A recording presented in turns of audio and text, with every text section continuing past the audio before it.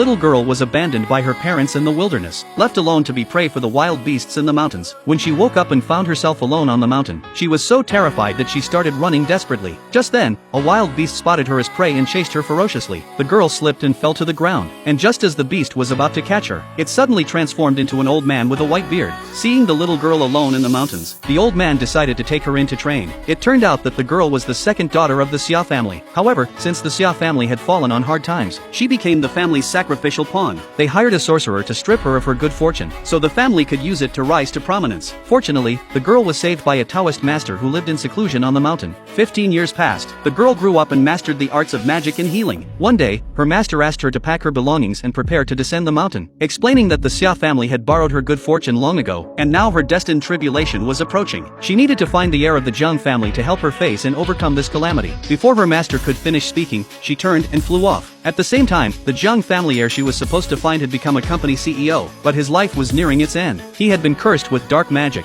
and after years of searching for treatment, he remained incurable. Meanwhile, his estranged half-brother had been eyeing the family fortune, waiting for an opportunity. The CEO's only option was to marry the Xia family's daughter, but due to his health issues, he was unable to father children naturally, so he planned to use IVF to ensure an heir. As soon as a child was conceived, he would transfer all his shares of the Zhang group to his wife. Unexpectedly, the Xia family's daughter had allied herself with the half-brother. The CEO nearly exploded with anger upon seeing them together. Though the Xia family's daughter was engaged to the CEO, she didn't want to be left a widow, so she chose to betray him. Today, they were here to force the CEO to hand over all his shares in the Zhang group. They demanded he sign the transfer agreement on the spot, but the CEO wasn't going to make it that easy for them. Watching their arrogant behavior only made him want to beat them up. The pair taunted him, saying that not even the best doctors could save him, and if he stepped down now, he might live a few more years. At that moment, the girl who had just come down the mountain arrived. She declared herself to be the CEO's wife. Seeing her dressed in rags, the half-brother sneered at the CEO's poor taste. The CEO, equally baffled, said he didn't know her. The girl took out a jade pendant her master had given her, revealing they had been betrothed as children. The Xia family's daughter then realized the girl was the younger sister their family had abandoned.